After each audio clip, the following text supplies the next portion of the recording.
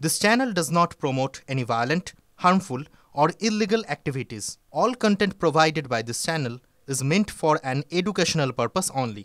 Top quality और consistent performance के लिए सिर्फ सिल्वर पंप नाम याद रखना। বাংলাদেশে এখন কি চলছে সেটা খুব গুরুত্বপূর্ণ হয়ে উঠেছে। নির্বাচন হবে নাকি হবে না এই প্রশ্ন আরো জোরালো হচ্ছে। ইউনূস কি থাকছেন না পদত্যাগ করছেন? নির্বাচনী ইউনূসের উপরে আরো চাপ বাড়াচ্ছে এবার বাংলাদেশের ন্যাশনালিস্ট পার্টি অর্থাৎ বিএনপি। ডিসেম্বরের মধ্যেই বাংলাদেশে ভোট চায় খালেদা জিয়ার দল। নির্বাচনে দেরি হলে স্বৈরাচার আবার ফিরে আসার ক্ষেত্র প্রস্তুত হবে। এর দায়িত্ব বর্তমান সরকারকে নিতে হবে। ইউনূসকে এটা স্পষ্ট জানিয়ে দিয়েছে খালেদা জিয়ার দল। একই সঙ্গে বিএনপি ইউনূসকে বলে এসেছে নির্বাচন, সংস্কার আর বিচারের মধ্যে কোনো যোগসূত্র নয়। সেই সঙ্গে ইউনূসের দুই ছাত্র উপদেষ্টা মাহফুজ আলম আর আসিফ মাহমুদ এবং নিরাপত্তা উপদেষ্টা খলিলুর রহমান এদের অপসারণ করতে হবে এই দাবিও তুলেছে বিএনপি। এদিন জামাতের আমিরের সঙ্গেও বৈঠক হয়েছে ইউনূসের, আর বৈঠকে নির্বাচন আর সংস্কারের রোড ম্যাপ চেয়েছে জামাত। বিএনপি আর জামাতের পর ইউনূসের সঙ্গে দেখা করে ছাত্রদের দল এনসিপিও। নির্বাচন কমিশনের সংস্কার করে স্থানীয় সরকার নির্বাচন আয়োজন এবং আওয়ামী লীগের আমলের যে সমস্ত নির্বাচন হয়েছে সব বাতিলের দাবি জানিয়েছে এই জাতীয় নাগরিক পার্টি। সেই সঙ্গে গণপরিষদ নির্বাচনের রোডম্যাপ চেয়েছে এনসিপি। মূলত সংস্কার এবং বিচার, নির্বাচন এই তিনটার উপর আলোচনা হয়েছে এবং সংস্কারের ব্যাপারে আমরা এটা পরিষ্কার এবং ওনারা একমত হয়েছে সংস্কার যেখানে ঐক্যমতের ভিত্তিতে হওয়ার কথা তার ভিত্তিতে সংস্কার কাজ সম্পন্ন হবে এবং সেই কাজ অতি সহসা সম্পন্ন করা সম্ভব। এখানে কোনো দ্বিমত পোষণ করেন না। বিচার ব্যবস্থা বিচার বিভাগ করবে এবং বিচারের আওতায় আনার ব্যাপারে যে আলোচনা হয়েছে এখানে ওনাদের কোনো দ্বিমত নাই। সুতরাং ডিসেম্বরের আগেও নির্বাচন করা সম্ভব এই আলোচনা হয়েছে। এখানে পদত্যাগের ব্যাপারে আমরা লিখিত বক্তব্যে জানিয়েছি, আগেও জানিয়েছি নিরাপত্তা উপদেষ্টা এবং আর দুইজন ছাত্র উপদেষ্টা যাদের কারণে এই সরকারের নিরপেক্ষতা ক্ষুণ্ণ হচ্ছে তাদেরকে বাদ দেওয়ার জন্য আমরা আজকেও লিখিত বক্তব্য আমরা দিয়েছি। ওনারা কোনো আশ্বাস বা কিছু দিয়েছে, সেই আশ্বাস ওনারা দেখবেন। আমরা আমাদের বক্তব্য দিয়েছি, বলেছি আপনারা শুনেছেন সংস্কার, বিচার এবং নির্বাচন। আমরা স্পষ্ট ভাষায় বলেছি যে দে আর মিউচুয়ালি এক্সক্লুসিভ, একটার সঙ্গে আরেকটার কোনো সম্পর্ক নেই। এবং যদি দ্রুত নির্বাচন দেওয়া হয়, আমরা স্পষ্ট ভাষায় বলেছি আজকে বাংলাদেশে যে নৈরাজ্য হচ্ছে, যে আইন শৃঙ্খলা পরিস্থিতির অবনতি হচ্ছে, এক অ্যানাউন্সমেন্টের ফলশ্রুতিতে বাংলাদেশের শান্তি শৃঙ্খলা এবং গণতন্ত্র ফিরে আসে। এখন যারা নেতৃত্ব দিচ্ছেন সরকারে তারা তাদের পরিচয় হচ্ছে যে তারা কোনো পার্টিকে বিলং করবেন না। এটা হওয়া উচিত, কিন্তু এখানেও কিছু ব্যতিক্রম ঘটেছে।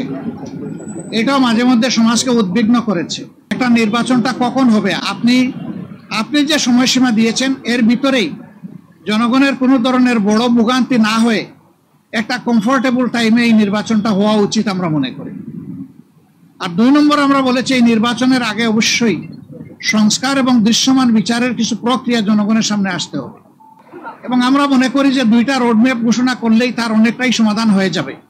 একটা হচ্ছে সংস্কারের রোডম্যাপ আর একটা হচ্ছে নির্বাচনের রোডম্যাপ। উনি ডেকে এইটুকুই বলেছেন দেশ আমাদের সবার, আমি অবশ্যই অর্থবহ সুষ্ঠু স্বচ্ছ একটা নির্বাচন দিতে চাই, আমি জনতন কোনো নির্বাচন দিতে চাই না। শেখ হাসিনার আমলে হওয়া জাতীয় এবং স্থানীয় পর্যায়ে সকল নির্বাচনকে আমরা আনুষ্ঠানিকভাবে অবৈধ ঘোষণা করতে বলেছি। কারণ সেই সময়টা শেখ হাসিনা একটা ফ্যাসিবাদী শাসন ব্যবস্থায় ইলেকশন করেছিল এবং মানুষের ভোটাধিকার হরণ করেছিল। রাতের ভোট হয়েছে, দামি নির্বাচনের ভোট, দামি প্রার্থীর ভোট হয়েছে। ফলে সেই নির্বাচনগুলো নিয়ে প্রশ্ন রয়েছে এবং এই নির্বাচনগুলোকে সেই সময়ের বিরোধী রাজনৈতিক দলগুলোও বিভিন্ন সময় প্রত্যাখ্যান করেছে। ফলে আমরা মনে করি যে সেই নির্বাচনগুলো থেকে সেই নির্বাচনগুলোকে আবার আদালতে নিয়ে যে এক ধরনের পরিস্থিতি তৈরি করা হচ্ছে, তো সেই বিশৃঙ্খলা এড়াতে সেই পূর্বের নির্বাচনগুলোকে আইনগতভাবেই অবৈধ ঘোষণা যাতে করা হয়।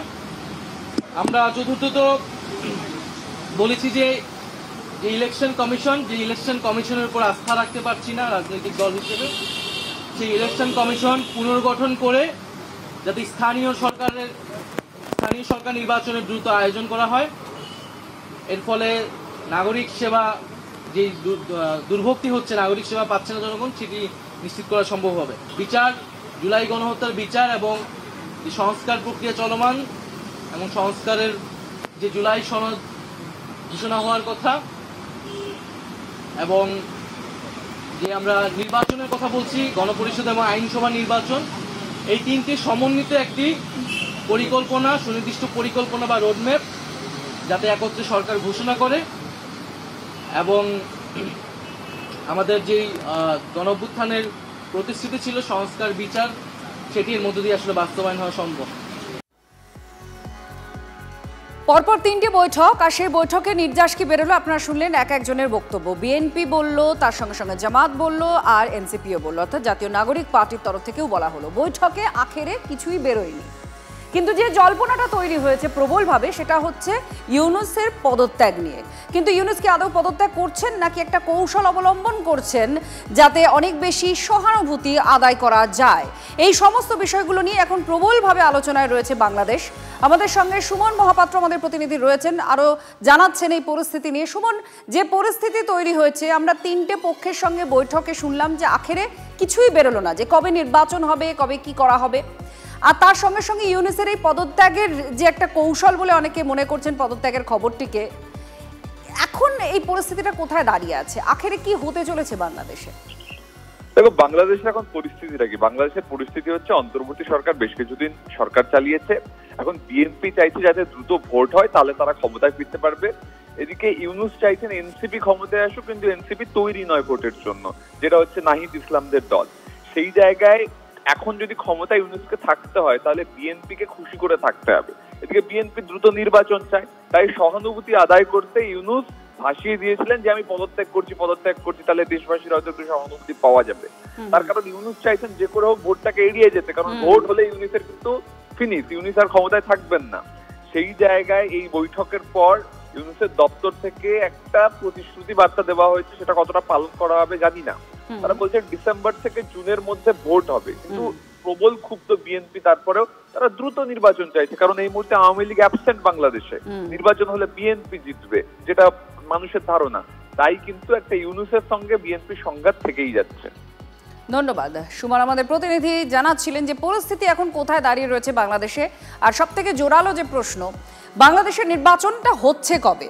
এবং ইউনূস যে পদত্যাগ করছেন বলে যে জল্পনা তৈরি হয়েছিল, এটা ইউনূসের একরকমের কৌশল বলে মনে করছেন আন্তর্জাতিক বিশেষজ্ঞরা। তারা বলছেন এটা একটা কৌশল ইউনূসের, কারণ তিনি নির্বাচন করাতে চান না দ্রুত। আর সেই জায়গায় দাঁড়িয়ে বাংলাদেশের আগামী পদক্ষেপ কোন দিকে যায় বা কি হয় সেদিকে নজর থাকছে।